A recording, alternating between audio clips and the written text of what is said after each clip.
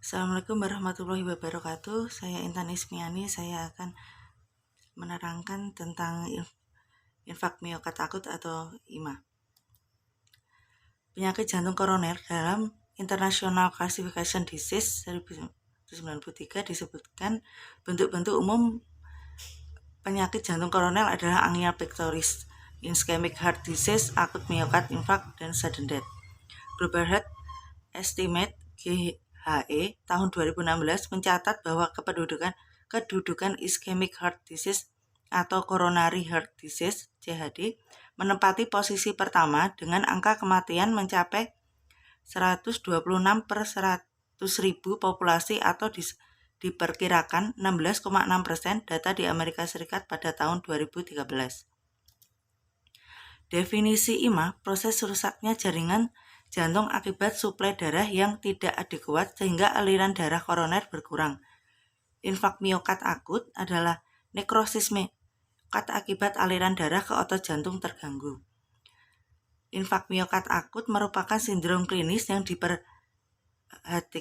diperlihatkan dengan gejala yang ditimbulkan oleh ketidakseimbangan pasokan dan permintaan oksigen dalam darah ke jantung. IMA merupakan kematian sel-sel otot jantung karena iskemia yang berlangsung lama akibat adanya oklusi di arteri koroner. Proses penyempitan pembuluh darah koroner yang disebabkan oleh proses aterosklerosis ataupun trombosis. Menurut Albert 2010, infak miokard terjadi oleh penyebab yang heterogen, antara lain miokard tipe 1, 2, 3, 4A, dan 4B, dan tipe 5. Infak miokard tipe 1, infak miokard secara spontan terjadi karena ruptur plak viscera atau diseksi plak aterosklerosis. Infak miokard tipe 2, infak miokard jenis ini disebabkan oleh vasokonstriksi dan spasme arteri menurunkan aliran darah miokard. Infak miokard tipe 3, pada keadaan ini peningkatan pertanda biokimiawi tidak ditemukan. Hal ini disebabkan sampel darah penderita tidak didapatkan atau penderita meninggal sebelum kadar pertanda biokimia sempat meningkat. Infak miokard tipe 4A dan 4B. Tipe 4A meningkatkan kadar pertanda biokimia infak miokard, contoh troponin, 3 kali lebih besar dari nilai normal akibat pemasangan PCI atau percutaneous coronary intervention yang memicu terjadinya infak miokard. Tipe 4B, infak miokard yang muncul akibat pemasangan stent trombosis. Infak miokard tipe 5, peningkatan kadar troponin 5 kali lebih besar dari nilai normal. Kejadian infak miokard jenis ini terhubung dengan operasi bypass koroner.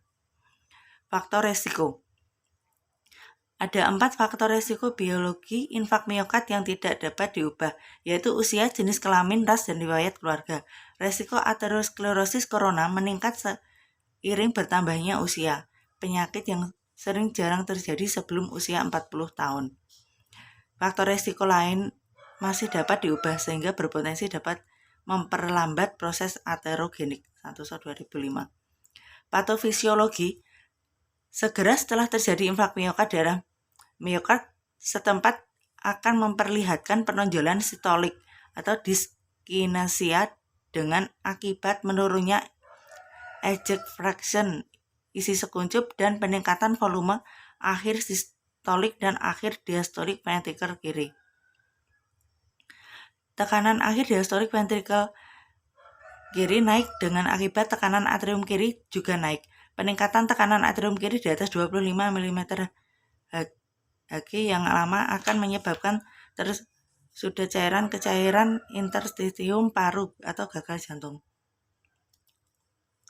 Tanda dan gejala khas adalah nyeri dada retrosternal seperti diremas-remas dan tertekan, nyeri menjalar ke lengan bahu kiri, leher, rahang, bahkan ke punggung dan epigastrium, berlangsung lebih lama dari angina pectoris dan tidak responsif terhadap nitrogliserin. Kadang-kadang terutama pada penderita diabetes dan orang tua tidak ditemukan nyeri sama sekali.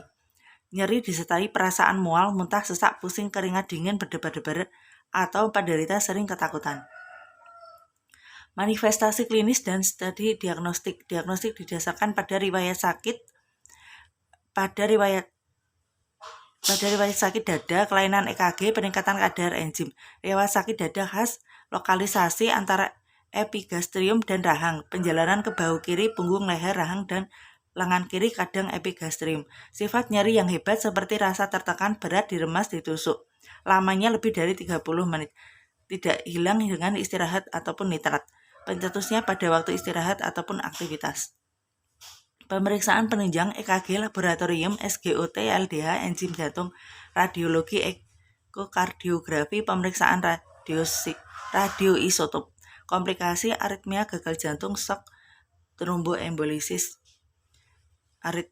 aritmia, bradykardia, irama nodal, gangguan hantaran arterioventrikuler, interventricular, asistolik, takikardia, kontraksi atrium prematur, takikardia supraventrikel, flutter atrium, fibrilasi atrium, aritmia, takikardi atrium multifokal, kontraksi prematur ventrikel, takikardi ventrikel, takikardi idioventrikel, flutter dan fibrilasi ventrikel, renjatan kardiogenik, tromboembolisme, perikarditis, eurisma ventrikel, regurgitasi mitral akut, ruptur jantung, dan septum.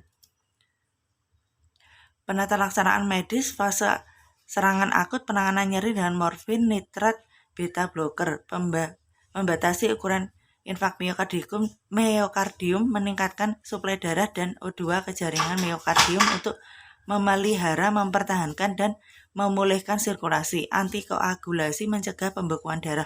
Trombolitik, menghancurkan bekuan darah. Antipemik, menurunkan konsentrasi lipid dalam darah. Vasodilator perifer, meningkatkan dilatasi pembuluh darah yang menyempit karena vasospasme. Pemberian oksigen, meningkatkan saturasi darah yang dapat diukur menggunakan oximetri. Pembatasan aktivitas fisik. Diagnosa keperawatan, nyeri akut berhubungan dengan iskemia miokard akibat sumbatan arteri koroner. Intoleransi aktivitas berhubungan dengan ketidakseimbangan suplai oksigen miokard dengan kebutuhan tubuh. Kecemasan berhubungan dengan ancaman perubahan kesehatan, status sosial, ekonomi, ancaman kematian. Resiko tinggi, penurunan curah jantung berhubungan dengan perubahan frekuensi irama dan kondisi listrik jantung, penurunan preload, peningkatan tahanan vaskular iskemik, infak kinestik miokard, kerusakan struktur seperti aneurisma ventrikel, dan kerusakan septum. Resiko tinggi perubahan perfusi jaringan berhubungan dengan penurunan atau sumbatan aliran darah koroner. Resiko tinggi kelebihan volume cairan berhubungan dengan penurunan perfusi ginjal, peningkatan natrium ataupun retensi air, peningkatan tekanan hidrostatik atau penurunan protein plasma. Kurang pengetahuan tentang kondisi dan kebutuhan terapi berhubungan dengan kurang terpajan atau salah interpretasi terhadap informasi tentang fungsi jantung atau implikasi penyakit jantung dan perubahan status kesehatan yang akan datang. Terima kasih. Demikian presentasi dari saya. Wassalamualaikum warahmatullahi wabarakatuh.